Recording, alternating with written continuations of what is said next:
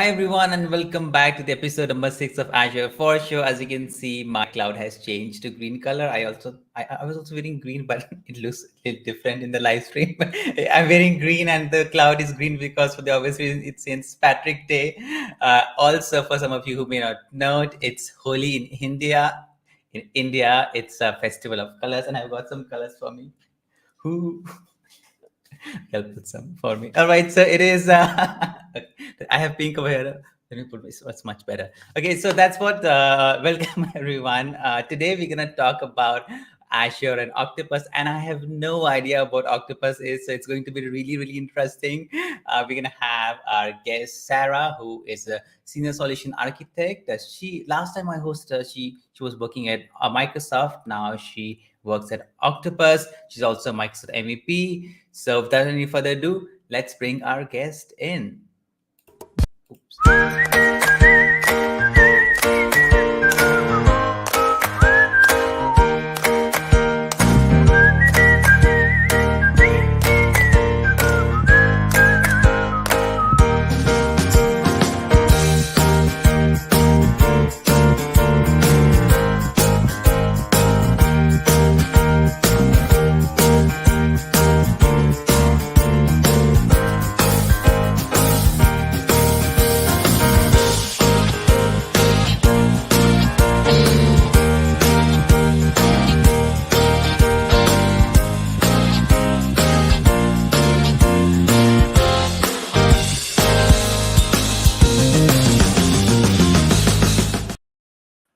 Hi, Sarah. Welcome to the Azure for Sure live show. Thank you. Thank you for having me. And I love the Festival of Colours. I wish I would have done the same. Oh yeah, someday if you come to India, we will celebrate Holi together, Sarah. So, quick question: where are you joining us today from? Just outside Glasgow in Scotland.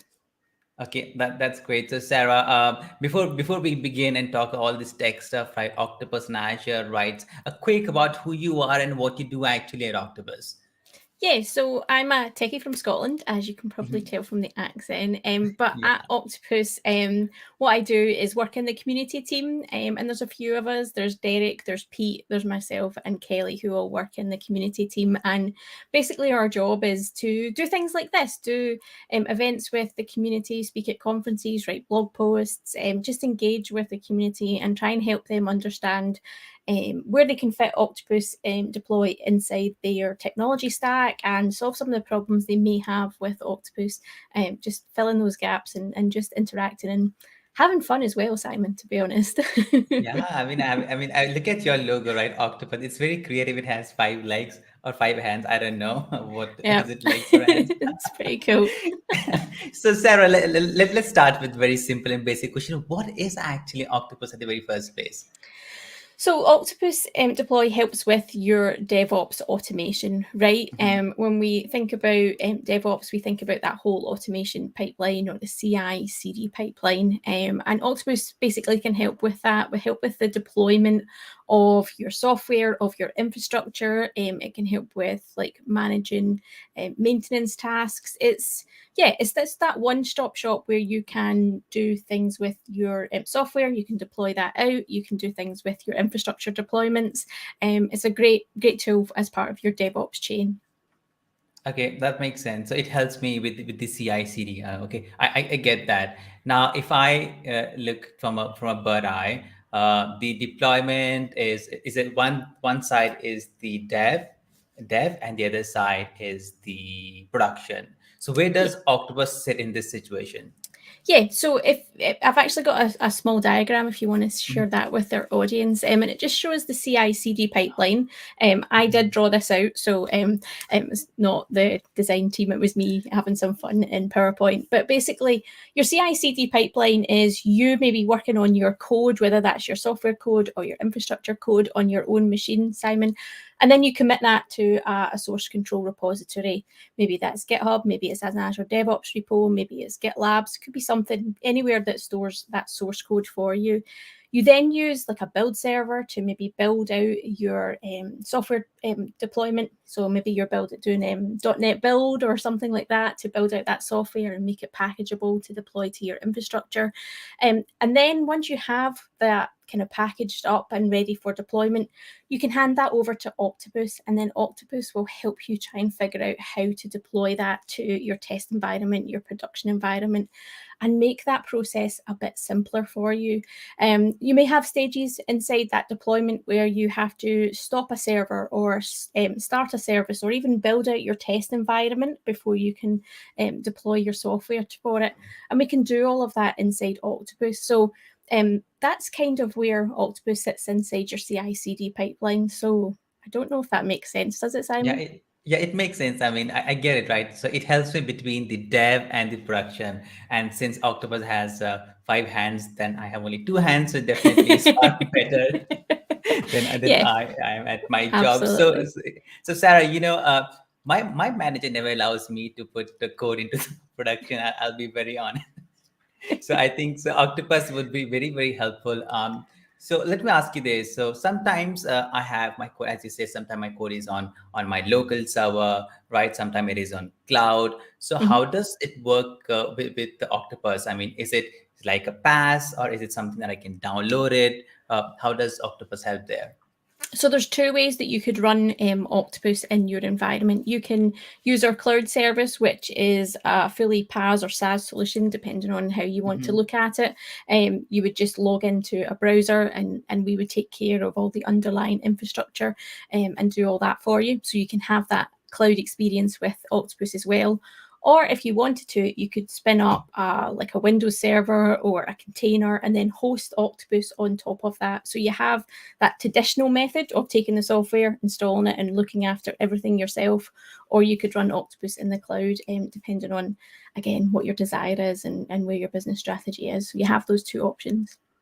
Okay, so either I can download it on my system and on my server that I Yeah. own, or I can also use the service that available online. So is there any major difference? I believe it's online, then you guys are taking care of all the tough tasks, right? Yeah, we take care of all that underlying infrastructure. So we look after that for server patching, all of that, like upgrading the Octopus software and stuff like that. So again, it's like that PaaS and SaaS service that lots of people want, but you get that familiar interface with Octopus. So again, it's really just about what your business strategy is, whether you're all in the cloud and you want another cloud solution, or whether you still want to manage some servers and look after all of it yourself. It'll just depend on your business strategy.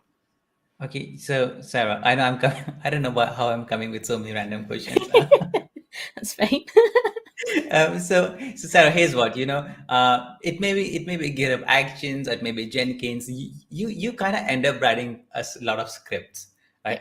I feel it. I mean, as is the things are a lot of automated these days. I know it, right? But at the end, you have to write scripts in one or the other way. Does Octopus help in that way? Does it? Is it like if I put Octopus in between, like, no, you don't have to write the code, just give it to me and I'll handle everything on my own. So you would still have to write the code for your build server. So if you were using, Yeah. say, GitHub Actions to build Hmm. your .NET application, for example, Simon, you would still have to write that fun YAML file where you put out Which I the hate. stages in the jobs. However, when you get to Octopus, you actually have, and let me see if I can share my screen, Simon. You actually have the option to do it in a GUI fashion here. So if you're not someone who loves writing YAML, I know lots of people Mhm. do. I know lots of people hate it.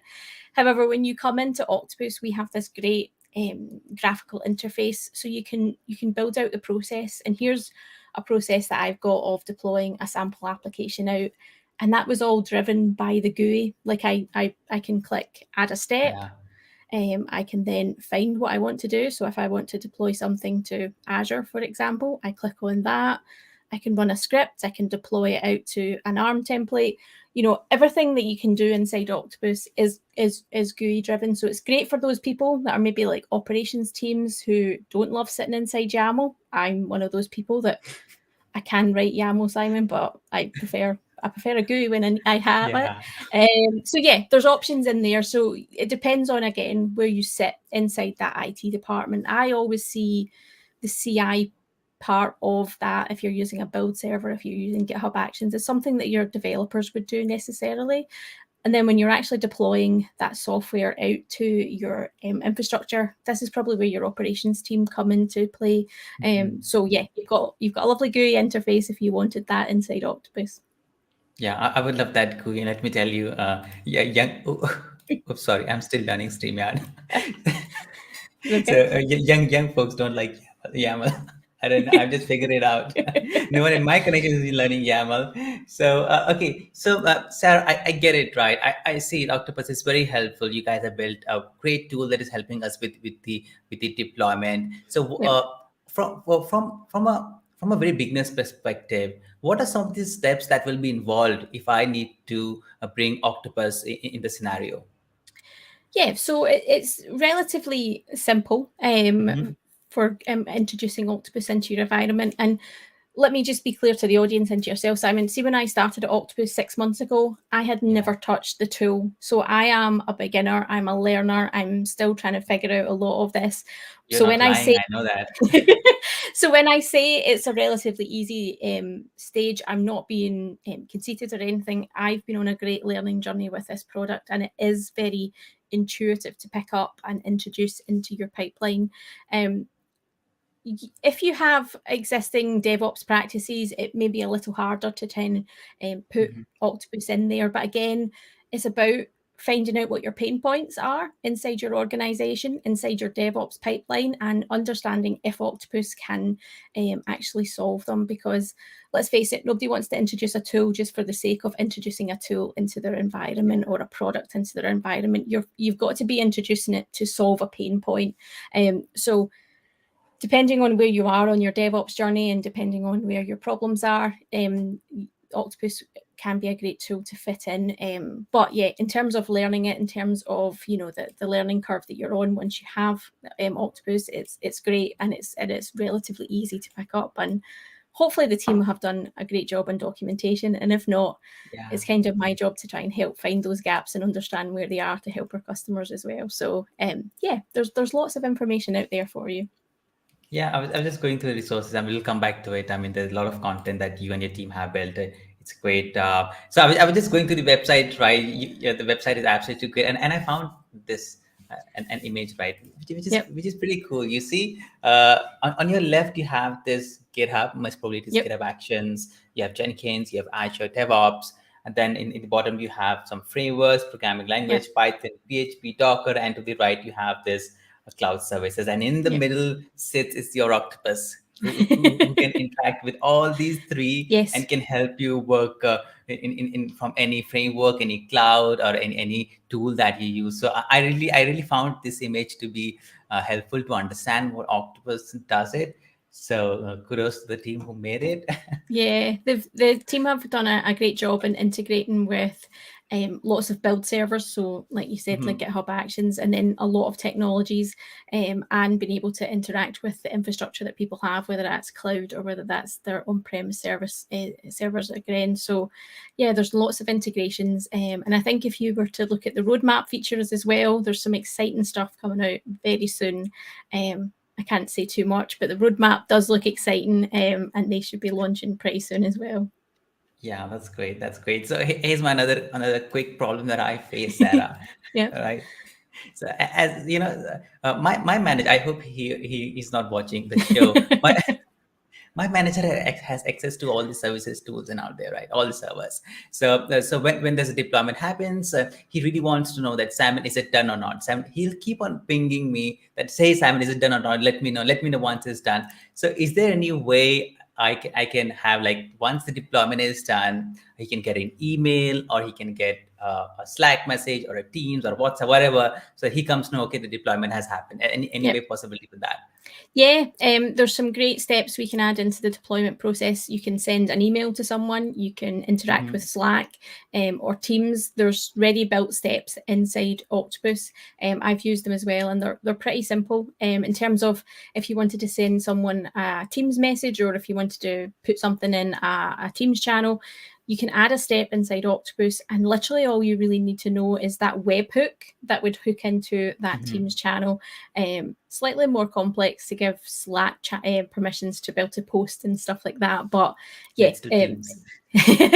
you don't need to be a developer to make that happen, Simon. And I think Mhm. that's one of the key things. So you can add that whether you're a developer, an operations person, a release manager, working on the service desk and trying to improve the processes and stuff like that.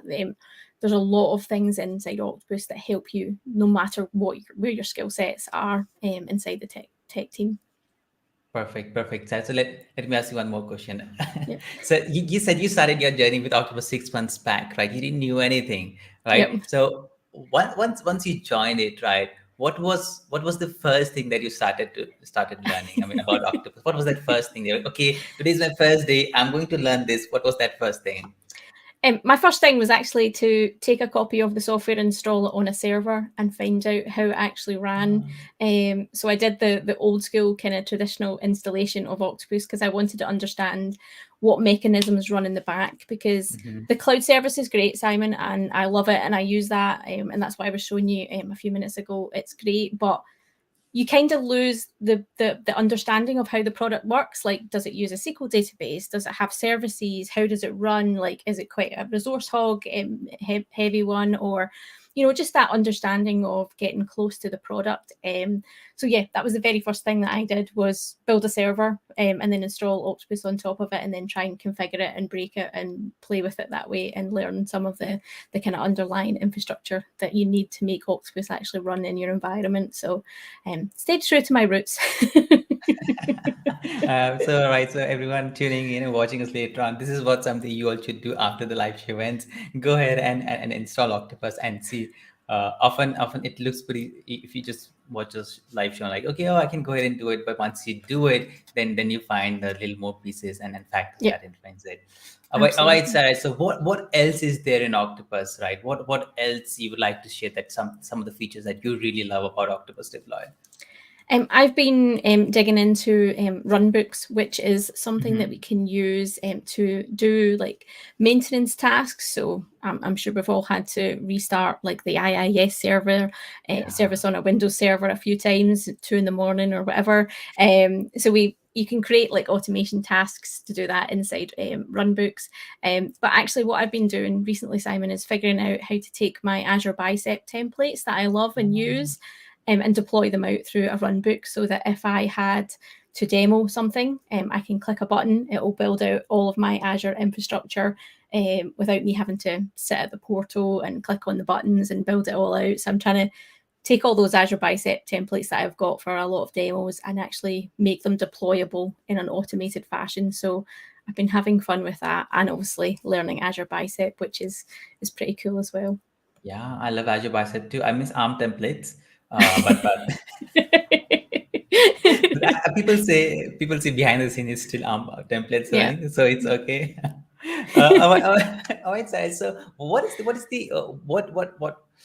have said what 4 times anyway. So what is the call to action, right? So people, I know you guys have built a very good content there, right? If I go to their website octopus.com, there's Yeah. on the nav bar I can find resource download documentation. It's on GitHub. It's everywhere. So how, after this live show ends, what should people go ahead and do it? What should be their first step? Yeah, installing is right, but how should they get started? I would encourage everybody to sign up for a free trial of Octopus. So you can head over to octopus.com/start and you can get a 33-day trial. We've got some great getting started content, which will take you through your very first deployment.